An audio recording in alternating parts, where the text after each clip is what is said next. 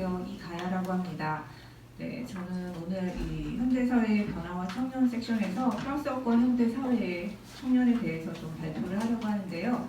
그 중에서 세네갈 여성 작가인 켄 부글의 자서전을 통해서 식민시대를 막 벗어난 1970년대를 배경으로 청년기를 보내고 있는 주인공이자 화자가 겪는 식민지적, 사실 식민지로부터는 독립을 했지만 여전히 식민지적인 현실, 혹자는 신식민지적 현실이라고까지 이야기를 하는데요. 그런 현실에 대해서 살펴보고자 합니다. 그리고 작가가 그러한 식민시대의 상황에서 탈식민시대를 향해 나아갈 수 있는 가능성을 어떤 방식으로 모색하고 있는가를 살펴보고자 합니다.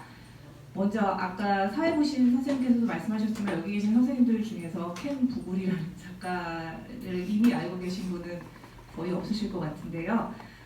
선행연구와 관련해서 제가 국내에서 이제 찾아봤는데 물론 아직 이 작가를 다룬 국내에서의 연구 결과물은 찾아볼 수 없었습니다. 다만 서울대에서 발행하는 불어권 문화연구 학술지에 2010년에 아브둘라이에 하신 생보르라는 세네갈 학자가 발표한 내용의 국문 초록이 이렇게 찾아보면 리스트를 찾아보면 나오는데요. 거기에 켄 부글이 아니라 또 켄 불이라는 오타로 언급이 된 적이 한 번 있었던 것을 발견할 수 있었고요. 사실 2000년대에 들어서면서 프랑스어권에 대한 연구가 꾸준히 이어지고 있지만 이 흑아프리카보다는 퀘벡이나 마그렙 문학에 대한 연구가 활발했기 때문이라고 생각이 됩니다. 그래서 모두가 아시는 네그리튜드를 주창한 레오폴 세다르 생보르를 제외하고 나서 20세기 후반 이후에 세네갈 문학을 다룬 연구 논문은 그래도 한 편이 있었습니다. 세네갈 켄 부글은 아니었지만 마리아마 바라는 1세대 여성 작가인데요. 아주 긴 편지 윈실 롱블랙스라는 작품을 발표한 마리아마 바를 세네갈의 사회 현실과 문학이라는 주제로 다룬 한 편의 연구 논문이 2006년에 발표된 적이 있었습니다. 반면에 오히려 이 세네갈 영화에 대해서는 오늘 토론을 맡아주신 이수원 선생님이 논문을 발표하셨었고요. 그리고 저기 계시는 박희태 선생님께서도 세네갈 다큐멘터리 영화를 포스트 식민주의적 관점에서 논의한 연구 결과물을 발표하신 적이 있고 또 오늘 아까 따브송드에서 말씀해 주셨던 민진영 선생님께서도 최근에 세네갈 영화사와 서아프리카의 탈식민지적 정체성을 주제로 쓰신 논문은 있었습니다. 아마 우스만 셈벤이라는 걸출한 시네아스트 때문에 그 세네갈이 흑아프리카를 대표하는 영화 강국으로서의 이미지도 있었던 것으로 생각이 됩니다. 또 한편으로 사학계에서도 사실 지금 여성가족부 장관이신 정현백 선생님께서 몇 년 전에 식민주의적 역사서술의 재역사화라는 제목의 논문을 통해서 세네갈의 대표적인 사학자인 쉐이크 안타 디옵, 지금은 옛날에는 아무도 이 쉐이크 안타 디옵에 대해서 세네갈에서도 인정해주지 않았지만 지금은 다카르 대학 이름을 이 사람의 이름을 딸 정도로 굉장히 중요한 역사관을 제공한 그런 학자인데요. 사실 그 사학회 쪽에서는 오히려 디옵의 역사관에 대한 논의가 꾸준히 이어지고 있는 것 같았는데 이러한 경향이 사실 그 프랑스어권의 대표적인 문화국인 세네갈의 문학으로도 확산이 되었으면 하는 기대가 있고 제가 사실 이번에 처음 켄 부글을 연구를 했는데 아직 짧은 시간 연구했기 때문에 이제 막 시작하는 단계라고 생각하시고 제 발표를 넓은 마음으로 들어주시기 바랍니다. 사실 저도 네그리티드와 앙티아니테 같은 식민시대와 그 이후 프랑스어권의 문화 정체성에 대해서 관심을 가지고 연구를 이어나가던 중에 그러면 이 앙티아니테, 네그리티드에 반해서 서인도 제도에서는 앙티아니테가 등장을 하게 됐는데 그렇다면 실제로 네그리티드의 본고장이라고 할 수 있는 흑아프리카에서는 1970, 80년대 이후에는 어떤 담론들이 생산이 되고 있고 어떤 것에 대한 시각을 가지고 있는지 그런 호기심을 가지고 책을 뒤져보던 중에 이 켄 부글이라는 여성 작가를 발견하게 되었습니다. 네, 그럼 지금부터 이 켄 부글과 그녀의 작품 속으로 들어가 보겠습니다. 먼저 목차를 살펴보면은요, 일단 누군지를 알아야 하니 대표작가 그리고 작가와 이 켄 부글이라는 필명에 대해서 잠깐 설명을 드릴 것이고요. 그리고 자기 소외와 식민시대, 억압과 폭력의 식민시대를 지나서 탈식민시대를 어떻게 모색하고 있는지 그 부분에 대해서 살펴보도록 하겠습니다. 1983년에 최초로 이 작품을 발표했는데요.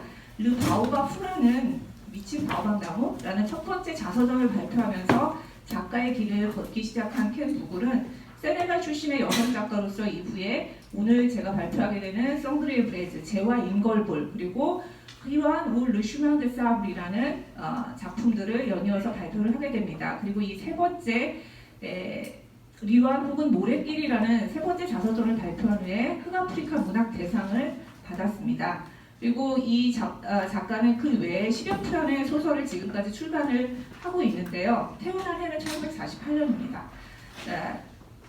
이 작가에게 소설 중에서도 자서전, 가장 중요한 특별한 위치를 차지하게 되는데 자서전을 통해서 자신이 살아낸 지난하고 고통스러운 삶을 되돌아보고 기억하고 자기 자신을 대면함으로써 내면에 묻혀있던 것들을 끄집어내서 치유의 글쓰기를 할 수 있었기 때문에 켄 부글에게 있어서 자서전은 단순히 자서전이 아니라 진정한 정체성을 발견해내기 위한 탐구 작업이었다고 말하기도 합니다. 그래서 켄 부글의 본명은 마리에트 음바이에고요. 세네갈의 전통적인 시골 마을에서 태어났고 작가는 이 식민시대와 탈식민시대를 관통하는 삶을 살아왔습니다. 전통적인 가족 체계인 일부 다처제, 이게 이제 가장 화두가 될 수 있는 부분이라고 할 수 있겠는데요. 일부 다처제 가정에서 막내로 태어났는데 켄 부글이 태어났을 때 마라부라고 불리는 마을의 이슬람 종교 지도자였던 아버지의 나이가 85세였대요. 그래서 아버지의 여러 아내 중에 두 번째 아내였던 어머니는 게다가 켄 부글이 태어난 지 5년이 지난 다음에 딸을 남겨두고 친정으로 떠남으로 인해서 어린 나이에 가족관계에서 소외를 겪게 되는 것을 볼 수가 있습니다. 그러던 중에 이제 마리에트 음바이에는 이후에 켄 부글이라는 작가의 필명을 사용하게 되는데요. 그게 아무도 원하지 않는 사람이라는 뜻의 아무도 원하지 않는 사람이라는 뜻의 월로프어라고 합니다. 그러니까 결국 본인이 그렇게 아무도 원하지 않는 아버지가 85세였고 모든 가족이 그러니까 배다른 형제 자매들의 조카들도 본인보다 나이가 많았다고 이야기를 하는 부분도 있는데요. 그 정도로 가족관계에서 처음부터 아무도 원하지 않은 자로 태어나서 소외를 겪게 되는 삶의 모습을 볼 수가 있겠고 마리에트 음바이에는 당대의 전통적인 세네갈 여성들하고는 다르게 프랑스식 교육을 받게 됩니다. 프랑스식 교육을 받게 되는 것도 집 건너편에 프랑스 학교가 생겼대요. 갑자기 집 건너편에 생기면서 할 일 없고 아무도 자기랑 상대해주지 않으니까 심심하던 차에 청강생처럼 학교를 드나들다가 공부에 관심을 갖게 되고 그렇게 되면서 그 당시의 세네갈 여성들하고는 다르게 다카르에 있는 그 대학에까지 진학을 하게 됩니다. 그리고 1970년대 초에는 그 장학금을 받아서 벨기에에서 유학을 하기도 하고 고국과 크게 다른 사회를 경험하게 됩니다. 그래서 이 작가의 3부작 자서전이 바로 연대기적으로 구성되어 있는 자서전인데요.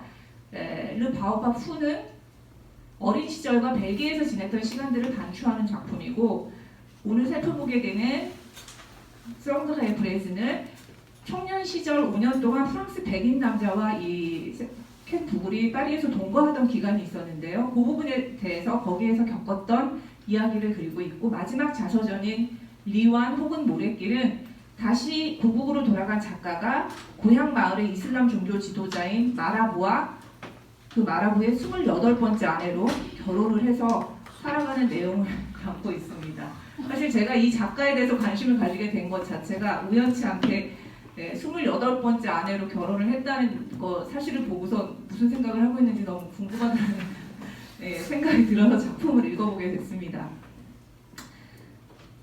그래서 두 번째로 이제 첫 번째 이 본문으로 들어가서요. 자기 소외와 식민 시대를 살고 있는 이 켄 부글의 모습을 두 번째 자서전을 통해서 살펴볼 수 있는데 첫 번째 그 113쪽 첫 번째 인용문은 어머니와 헤어져서 지내던 주인공이 어머니와 만나게 되는 장면입니다. 오랜 시간이 지난 다음에 그런데 자신의 이름인 음바이에를 외치면서 반갑게 맞아주는 어머니를 바라보면서 주인공은 어머니를 알아보지조차 못합니다. 5살에 헤어진 이후에 몇 년이 지난 다음에 어머니를 만났고요.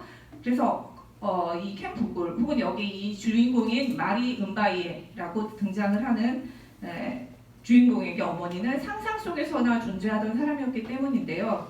그래서 어색한 상황에서 주인공이 오빠를 찾는 그런 모습이 이제 묘사가 되어 있는데, 세네갈의 전통적인 이슬람식 일부 다처제 체계 속에서 어린 시절을 보낸 주인공은 아버지 없이 이제 외갓집에서 어머니와 함께 살게 되면서 점점 자신이 속한 사회와 문화에 대해 비판적인 시각을 가지게 됩니다.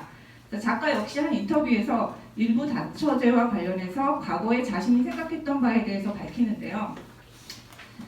켄 부굴이 통과해야 했던 어린 시절의 기억, 다시 말해서 어머니와 함께 살지 못했고 아버지의 첫 아내가 자신을 잘 돌보지 않았던 기억은 그녀가 자라면서 일부 다처제에 대해 반항하는 입장을 견지하게끔 합니다. 자연스러운 결과 같은데요.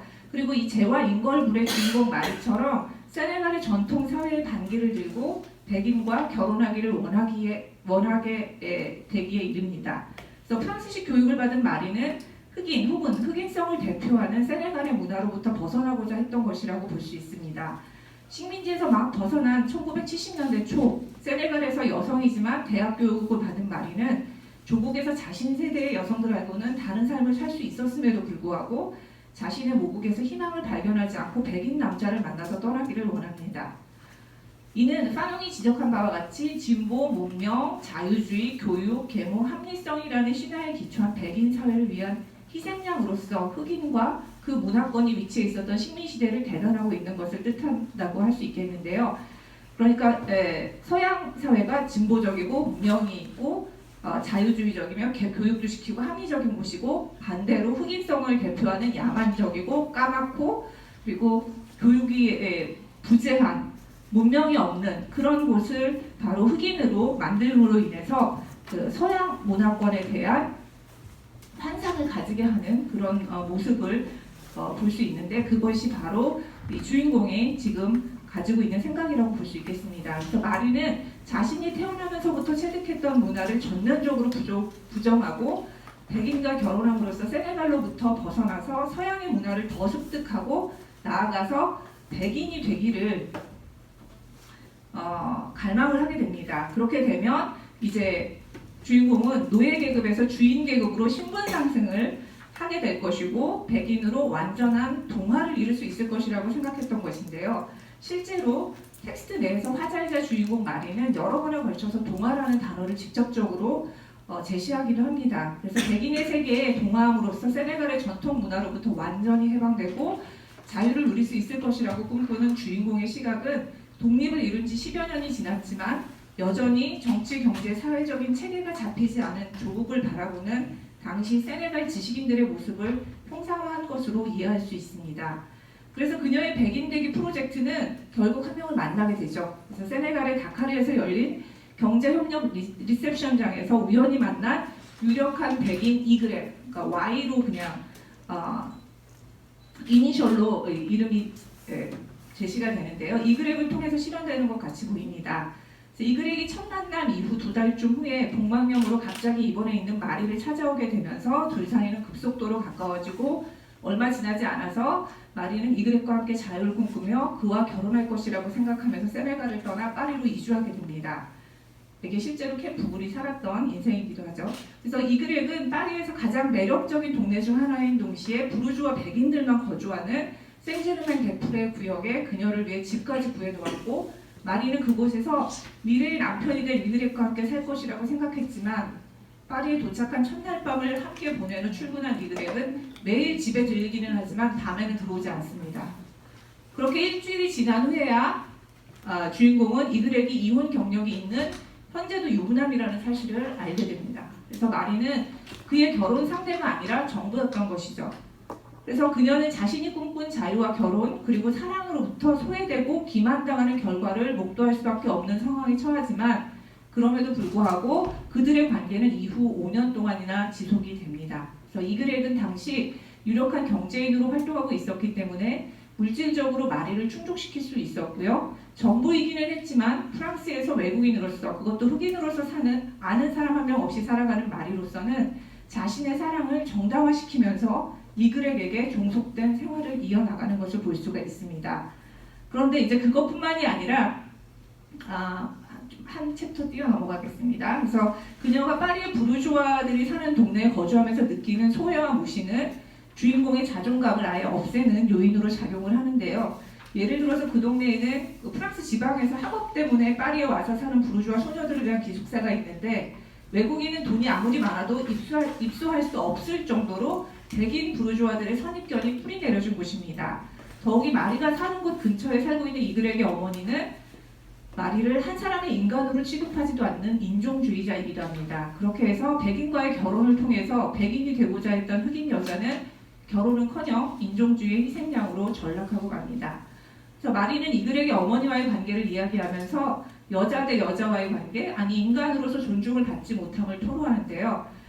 그녀는 언제나 웃어야 하고 이글에를 위해서만 살아가야 하는 사람이라기보다는 노예와 같은 존재인 거죠. 그렇기 때문에 이글에게 어머니에게 그녀는 감히 이글에를 사랑한다는 인간의 감정을 가질 수 없는 존재가 되고 맙니다. 결국 백인 부르주아 사회의 동질성과 위계질서를 뿌리째 뒤흔드는 가장 두렵고 혐오스러운 금기가 바로 피부색이 다른 인종 간의 사랑과 결혼이라고 파농이 얘기했던 것처럼 마리가 이 주인공이 처한 상황이 바로 이러한 상황이 되고 있습니다. 그래서 이글에게 어머니에게 마리는 아들의 명성에 먹칠하는 흑인 노예일 뿐인 것이죠. 그래서 마리를 노예처럼 대하는 이글의 어머니의 인종주의는 그 어머니에게서뿐만이 아니라 이글에게서조차 발견이 되는 것을 볼 수 있습니다. 그래서 그 다음 이야기는 이제 이글에게 직접 마리에게 모욕하는 말을 쏟아내는데요. 요거는 얼마나 그 동거하는 이글에게 마리를 모욕을 하는지 한번 제가 읽을게요. Sale nègre, sale race, on comprend pourquoi suffit avec vous qu'on file la traite des esclaves. Vous ne pouvez être que des esclaves ou des putains. Vous n'avez rien, vous n'êtes rien. Et moi, je connais votre sale race라고 마리에게 자기의 동거녀에게 이런 모욕적인 말을 쏟아냅니다. 그래서 결국 이글에게 세네갈에서 데려온 정부는 인간으로서 사랑의 대상이 되지 않고 돈을 주고 산 청년 내지는 노예임을 적나라하게 드러내는 장면이라고 할 수 있습니다. 즉 이글에게 마리는 자신의 마음대로 대하고 말할 수 있는 하나의 소유물일 뿐인 것입니다. 이렇게 마리는 점점 더 강한 소외의 상황으로 내몰리게 되는 것을 볼 수 있습니다. 두 번째는 억압과 폭력의 식민시대를 계속 이제 버티어나가는 마리의 모습을 살펴볼 수 있겠는데요. 프랑스에서 삶을 이어갈수록 자신의 존재가 지워지는 것을 마리는 발견을 하게 됩니다. 처음에 그녀는 단순히 파리 부르주아 동네에서 소외된 일상을 보내는 유일한 흑인 녀석으로서 할 일 없이 백인 남자만 기다리는 정부였지만 점차 인간으로서도 대접받지 못하는 처지가 된 것을 깨닫게 됩니다. 파농이 천명했던 바와 같이 마리는 인간적인 의사소통이 불가능한 그런 피해를 직접 당함으로써 감당하기 어려운 고립감 속에 빠져들게 됩니다. 그래서 스스로 이글에게 본인이 속한 부속물이고 오브제에 불과하다고 토로하게 됩니다. 그래서 이 민용문처럼 마리가 자신의 입장에 대해서 피력하면서 이글에게 자신을 하나의 재산으로 여기고 있다고 지적하는 것을 볼 수 있습니다. 특히 마지막 문장에서는 오브제라는 표현을 직접적으로 사용하고 있는데요. 이글에게는 아프리카에서 내려온 자신의 정부를 물건으로 취급하고 있는 것을 확인할 수 있습니다. 이글에게 한낱 오브제인 흑인 정부는 그가 원하는 때에만 만나고 성생활을 즐기고 그의 친구들을 만날 수 있습니다. 그녀는 자신의 육체로부터 무기력하게 소외되어서 주인의 오브제로 주인의 의향에 따라 움직일 수밖에 없는 상황에 처하고 더욱이 이글에게 닮은 사람들, 다시 말해서 백인 부르주아 이글에게 친구들 역시 그녀와 함께 있는 것을 보고 있고 싶을 때만 이글에게 그녀를 대동하는 것을 허락한다는 이 마리의 발언은 이글에만 마리를 사물화시키는 것이 아니라는 점을 부각시키고 있습니다. 단순히 이글의 개인의 비정상적인 생각이 아님을 드러내는 부분으로 확인할 수 있습니다. 결국 이 식민시대를 거치면서 백인들의 뇌리에는 흑인이 사람으로서가 아니라 하나의 오브제로 각인되어 있음을 나타내는 것이기 때문인데요. 주인공 마리가 1970년대를 살고 있음에도 불구하고 사람들의 생각은 식민시대와 별반 차이가 없음을 볼 수 있습니다. 그래서 마리에게 그리고 이글에게 탈식민 시대는 아직 요원해 보입니다.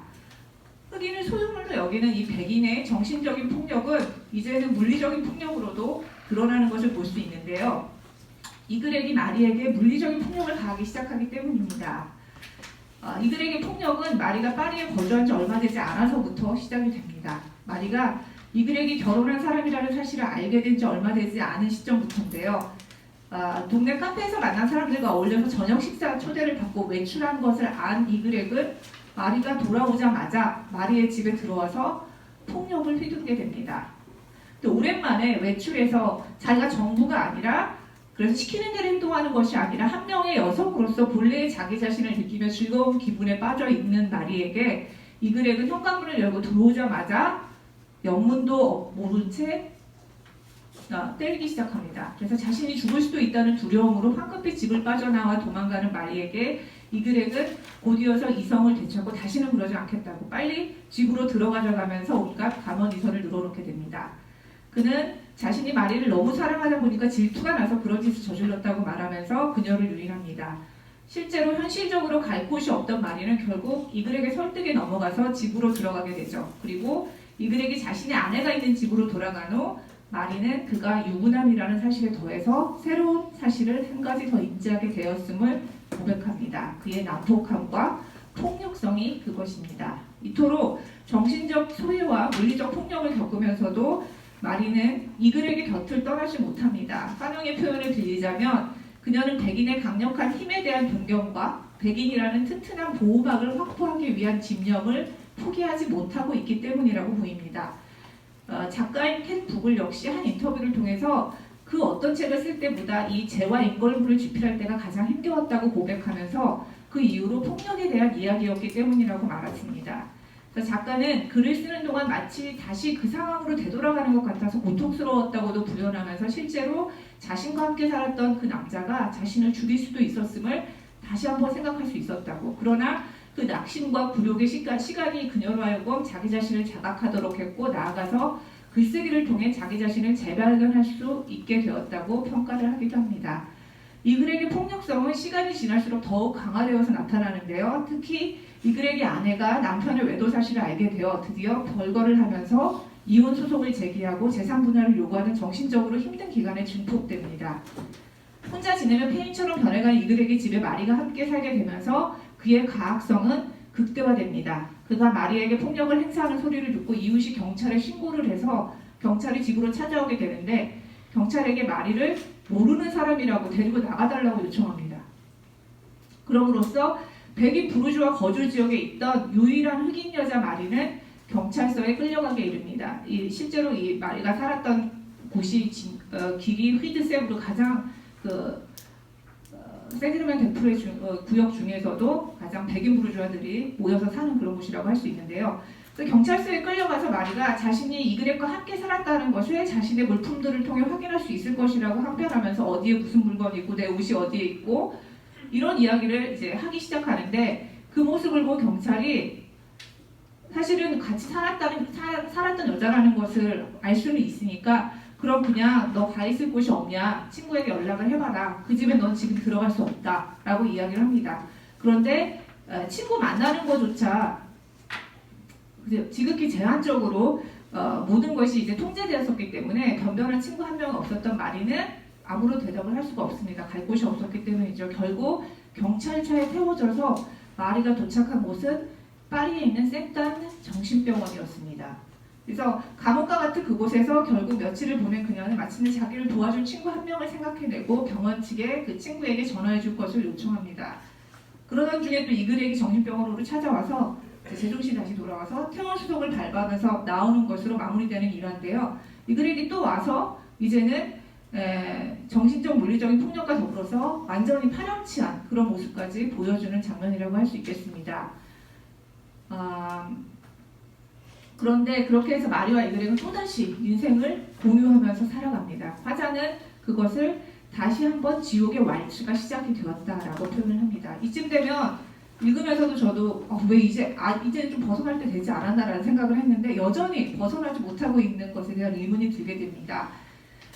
그것을 곰곰이 생각해보니 황웅이 언급했던 것처럼 백인 남성들은 결코 흑인 여성들과 결혼하지 않는다는 것을 여전히 인정하고 싶지 않은 마리의 백인 되기 욕망 때문이 아닐까라는 생각을 하게 되었습니다. 사실 지금 이 상황에서는 백인 아내로부터 이혼 소송을 당한 이글액이기 때문에 곧 마리가 본인이 꿈꾸었던 백인과의 결혼이 현실화될 수도 있을 것이라는 희망의 끈을 놓지 못하는 흑인 여성의 자기 기만의 확각으로 이어지고 있는 것이 아닌가 생각을 할 수 있는데요.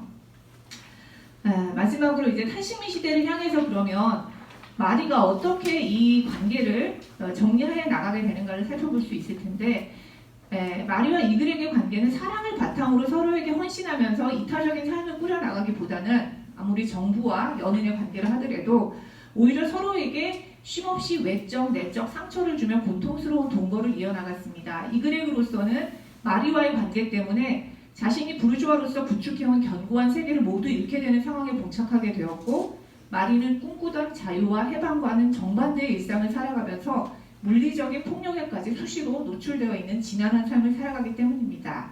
그럼에도 불구하고 그들은 헤어지질 않습니다. 그래서 서로에게서 벗어나고 싶은데 벗어나지 못하는 모순된 상황 속에서 그들의 인생은 점점 추락하게 됩니다.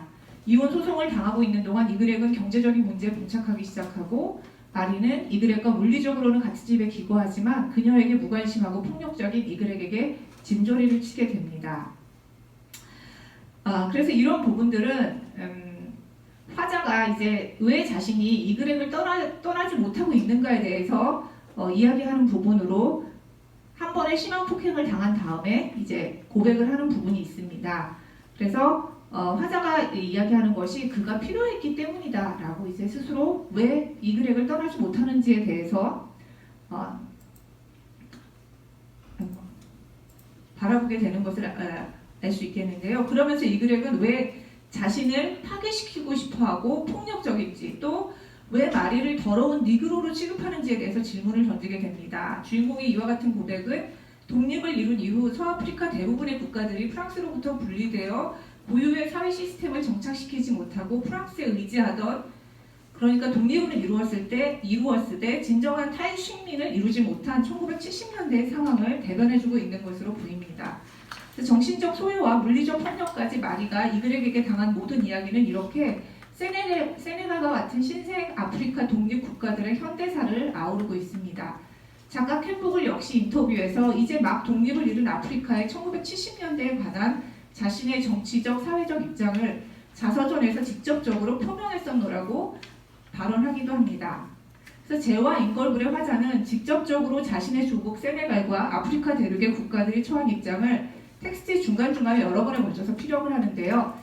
이글렉의 출장길에 세네갈에 함께 동행한 마리가 누리는 호사에 대해서 이야기하면서 자신들이 즐기는 저녁 식사 각자 한 끼의 가격이 세네갈의 중류 근로자 한 달치 월급에 해당하고, 그들이 너댓셋 동안의 청일비로 사용하는 금액이 세네갈 초등학교 교사의 연봉과 같다고 그런 이야기를 하기도 합니다.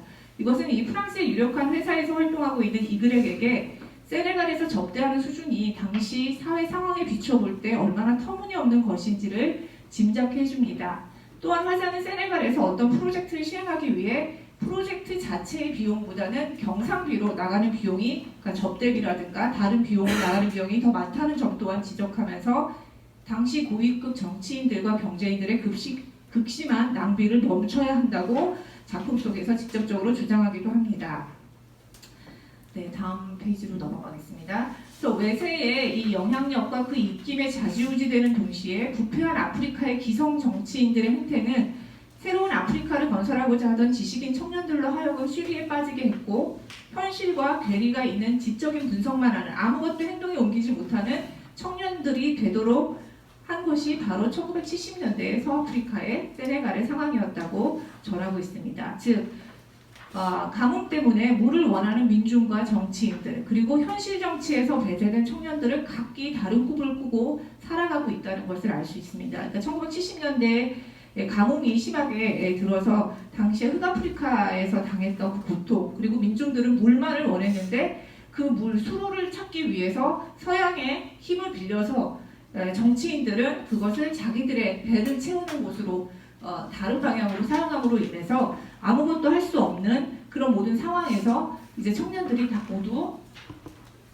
희망을 버리게 됐다, 이런 이야기들이 나옵니다. 그래서 그 아무것도 할 수 없는 조국의 상황 속에서 청년기를 보내던 켄 부글은 차라리 서구 세계에 동화되는 것을 선택했지만 그 선택은 그녀로 하여금 더욱더 소외되고 폭력 앞에 무참히 짓밟히는 삶으로 이끌었습니다. 이제 마리는 이런 모순된 자신의 삶을 새롭게 창조해 나갈 꿈을 꾸게 됩니다. 그녀는 스스로 비판하고 도망쳤던 사회가 바로 자신이 있어야 할 곳임을 깨닫게 되는데요. 그래서 자신의 사회 문화적인 전통과 조화를 이루지 못하고 그것을 보호하지 않는다는 것은 정신적인 자살에 해당하는 것이다 라고 이제 생각 자체가 완전히 변화하게 됩니다. 그래서 5년의 세월을 이그립과 함께한 주인공 마리는 어느 날 호련히 세네갈의 어머니 집, 즉 어린 시절에 살았던 외갓집으로 돌아와서 어머니와 회유하며 이웃에 시집온 젊은 여인 앙타 세이에게 자신의 지난날을 이야기합니다. 앙타는 마리 세대의 여성이지만 전통적인 세네갈의 농촌 가정에 시집와서 자신의 역할을 묵묵히 감당하는 인물입니다. 마리는 매일 앙타를 만나서 이그랩과 살면서 겪었던 일들을 풀어냄으로써 혼란스러웠던 청년기에서 벗어나는 시간을 갖게 되는데요. 앙타라는 인물은 재와 인걸불의 초반부터 마지막까지 화자 이야기를 들어주는 인물로 계속해서 등장을 합니다. 한 비평가가 언급한 것처럼 작가는 앙타라는 인물을 통해서 화자이자 주인공인 마리의 또 다른 날을 등장시키고자 한 것 같습니다.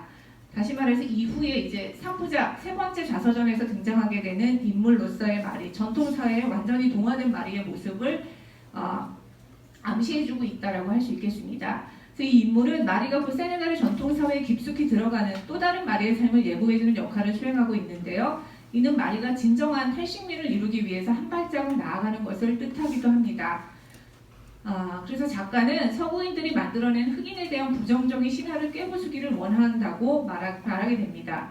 이 신화는 아프리카 사람들은 영혼이 없고 감정도 없으며 동물처럼 살아간다고 하는데, 그러나 아프리카의 의식과 재래 전통 속에는 서구인이 만들어낸 그 어떤 신화와는 다른 신화가 존재한다고 켄 부글은 강변합니다. 그녀는 서양 세계에 동화되기 위해 보낸 청년기에서 벗어나서 이제 아프리카 고유의 전통과 교육을 재발견해 나가기를 원합니다. 그렇기 때문에 서양적인 시각에서 여성 억압의 중요한 기제로 여겨지는 일부 다처제는 아프리카 문화에서 다르게 수용될 수도 있다는 것을 표현하고 있습니다. 그래서 파농이 천명했던 것처럼 정신의 탈식민화가 이루어질 때, 즉 백인의 신화, 백인의 이데올로기에 얽매여 있던 흑인의 자기 파괴가 탈식민화의 출발점임을 켄 부글의 삶의 여정을 통해서 드러내고 있음을 확인할 수 있습니다. 그렇게 해서 아프리카 흑인들은 이제 자기 소외에서 벗어나는 탈소외를 이룰 수 있고 마침내 탈식민화를 이루어 나가는 길을 향해 나아갈 수 있다는 것이 이 켄 부글이 보여주는 삶의 여정과 자서전을 통해서 드러나는 것이라고 할 수 있겠습니다. 네, 그래서 여기를 통해서 이 아프리카 사람들이 진정한 탈식민을 이루기 위해 자신들의 전통과 정체성을 어떻게 존중하며 부과해야 할 것인가에 대해서 피력하고 있는 작가는 자신의 개인사를 동시대의 사회상과 직접적인 관계를 맺으면서 풀어냄으로써 독자들에게 다양한 층위의 목소리를 전하고 있습니다.